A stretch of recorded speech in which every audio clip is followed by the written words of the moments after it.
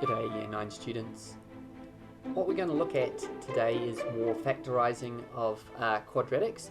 This time when we've got a coefficient in front of the x squared term. You can see that in all of these cases here. And this is more difficult, but helpfully the ones that I have selected for you today are ones that they have almost all factorised for you anyway. And we've just got to fill in the boxes.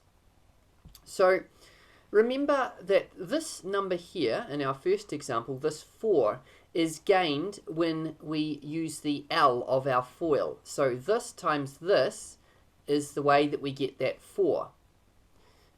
So in this case it's going to have to be 4. 1 times 4 is 4.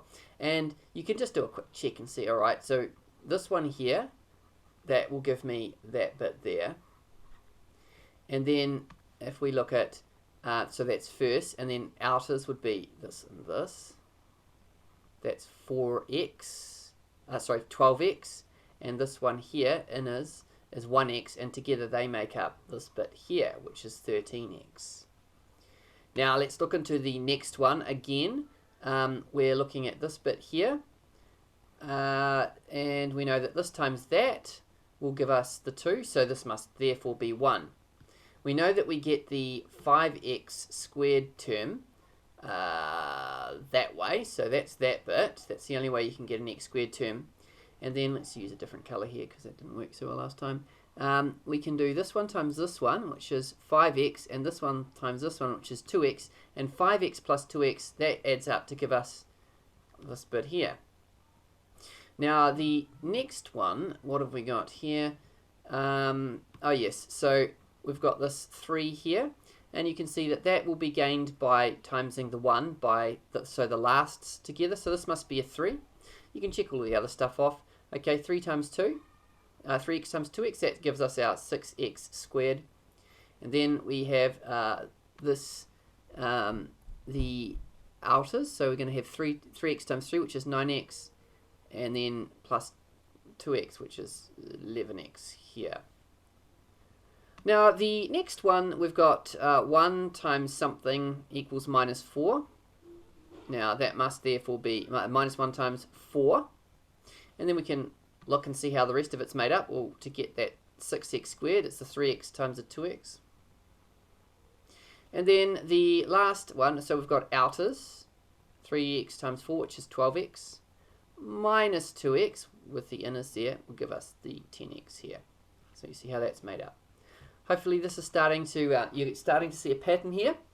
Now the next one we've got is a little bit more difficult because we've got 2 missing numbers. So they've got to multiply together. This times this has to make 12.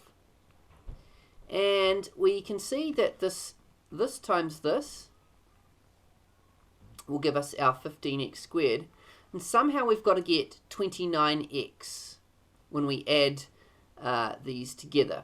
So what I like to do with these is I like to think we've got a 5 and a 3, and we've got to times them by something that multiplies to make 12. Now we can think of the factors of 12. We've got 1 and 12, we've got 2 and 6, and we've got 3 and 4. And we've got to use these with one of the pairs here. So why don't we times, well, if we go 5 times 1, that's 5, and then 3 times 12, that's 36. Is that going to give us 29?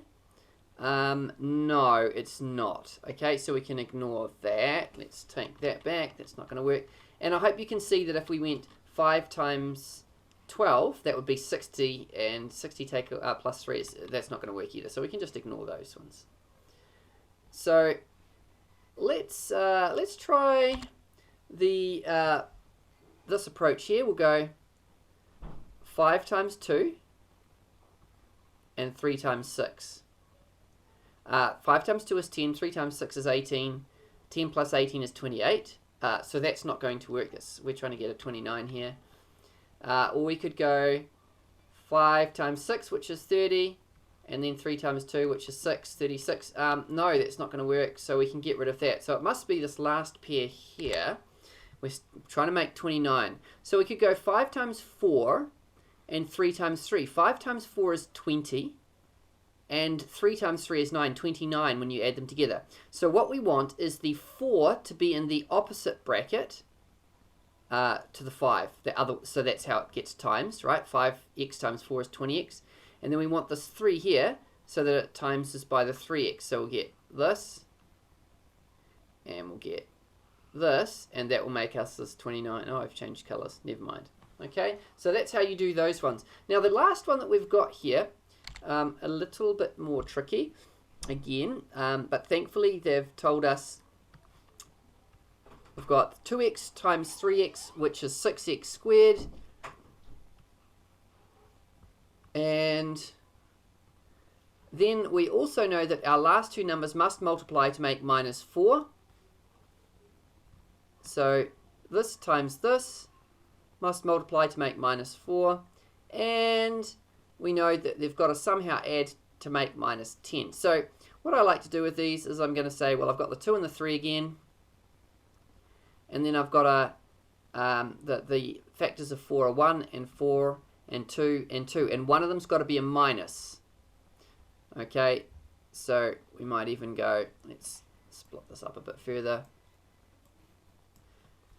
So we could have minus 1, positive 4, or positive 1, minus 4, and then doesn't matter with the 2's, right? Because 1 will be minus, 1 will be positive. Okay, so we're trying to make negative 10. So I'm thinking, like, I can see it right now. I think I want to go 3 times minus 4, which is negative 12, plus 2 is negative 10. So that means that the 3x has to be in the opposite bracket from the minus 4, so we want a minus 4 here. So those two will make negative 12.